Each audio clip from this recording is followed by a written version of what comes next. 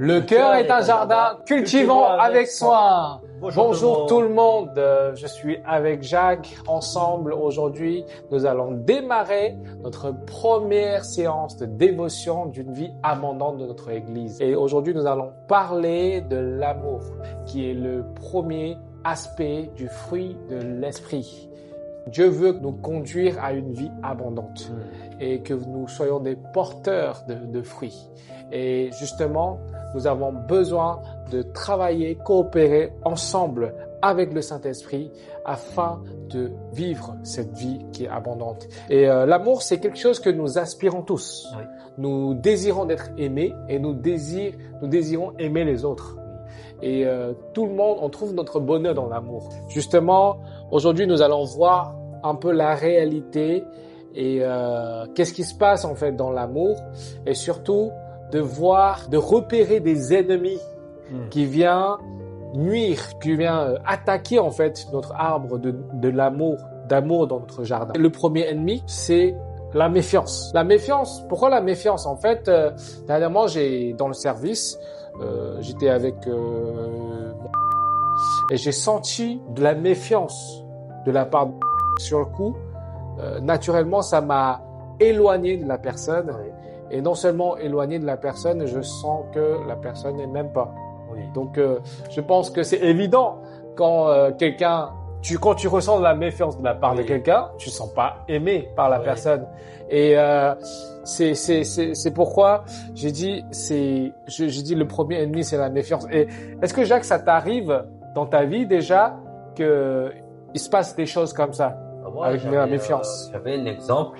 C'est un jour, il y avait un frère ça faisait longtemps qu'il n'était pas venu à l'église. Oui. Et après, juste pour prendre des nouvelles, je lui envoie un message, je demande est-ce que ça va, ça fait longtemps et tout. Mais sauf que la personne, directement, j'ai ressenti, comme si la personne elle disait pourquoi il vient me parler? D'habitude, il me parle pas et comme par hasard. Oui, souvent on pense comme ça. Oui. Ouais, et du coup, direct après, soit il me faisait en mode, il me répondait sec. Soit c'est en mode il me répond pas. Et après du coup ça fait que moi je ressens que c'est compliqué. Du coup forcément si tu veux pas me parler, je te parle plus. Et ça fait qu'on s'éloigne. Oui. Et après même si je le revois un autre jour à l'église, je vais me dire d'habitude il me fait ça, je ne parle plus. Et du coup on s'est dit ça crée des choses. Il y a plus d'amour. Oui, l'amour peut pas en fait coexister avec la méfiance en fait. Oui.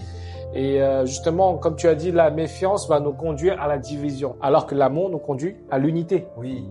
N'est-ce pas? Parce que Dieu veut qu'on puisse aimer les uns les autres. Et c'est sûr que c'est dans l'unité. Je pense que ça arrive, c'est comme tu dis, c'est très fréquent qu'on sent de la méfiance envers quelqu'un. Et c'est surtout, parce que c'est un arme que le diable utilise pour apporter de la division. Et du coup, je pense, c'est pourquoi je trouve qu'il faut qu'on travaille très important, qu'on garde notre jardin, qu'on garde notre arbre d'amour et de enlever la méfiance, puis choisir la confiance. Oui.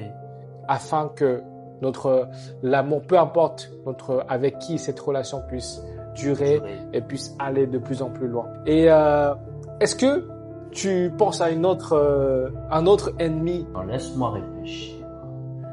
J'ai mais attends, comment te l'expliquer? Je vais te donner plutôt un exemple. Un jour, quand je travaillais, il y avait une personne, du coup, à SDF, qui est venue mendier pour la nourriture. D'habitude, je me dis, les SDF, deux bras, deux jambes, travaillent. Mais bon, à ce moment-là, je me suis dit, je vais lui donner à manger.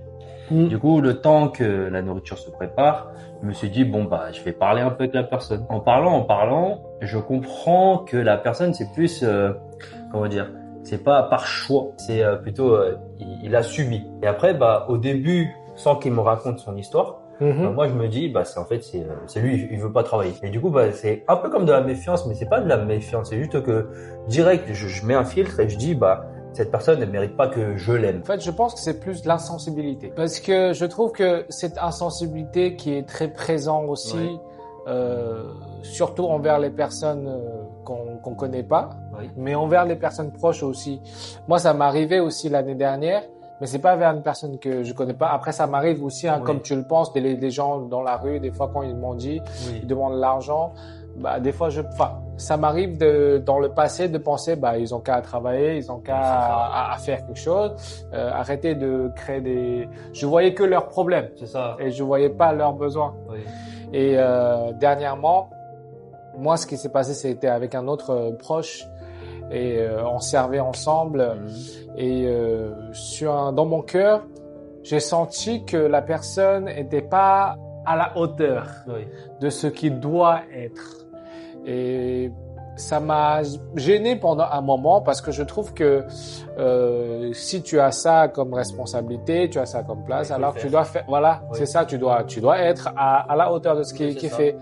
Et un jour, en parlant, en discutant, en fait, la personne a présenté sa situation de ce qui s'est passé dans l'année et que sa santé avait des soucis que je ne savais pas, que dans sa famille il y avait des problèmes qu'il devait régler et je ne savais pas non plus. Et tout de suite, en fait, dans mon cœur, c'est apparu un verset qui est que quand Jésus, je sais pas si tu as l'image, c'est Jésus qu'on voyait la foule. Je vois le verset que tu veux dire. Jésus voyait la foule, Oui. il est ému de compassion Oui. et il sent que ce sont des brebis, il les voit comme des brebis égarées. Oui.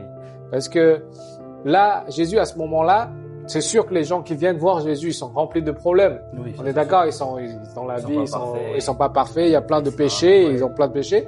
Mais ce que Jésus, il voit, c'est pas leur problème. Oui, pas comme, j'avais cité l'exemple. Oui. En fait, si je connaissais pas son histoire, moi, j'aurais dit, c'est une personne qui veut pas. Oui. Alors, en comprenant, Oui. du coup, on sait qu'en fait, il a ça comme problème. Oui.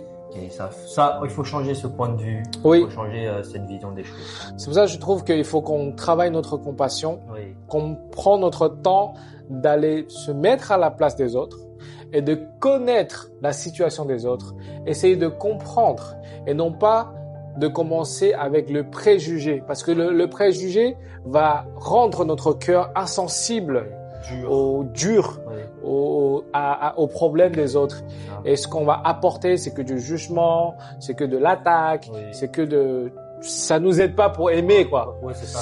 C'est sûr que si on est là et on est en train de apporter toutes ces mauvaises choses, c'est sûr qu'on n'est pas en train d'aimer la personne. Non. On est d'accord. Ouais. Et c'est pour ça c'est important que aujourd'hui nous puissions travailler notre cœur. De premièrement, si nous avons des méfiances, Oui. alors on doit choisir de faire confiance. Commencez à choisir de faire confiance.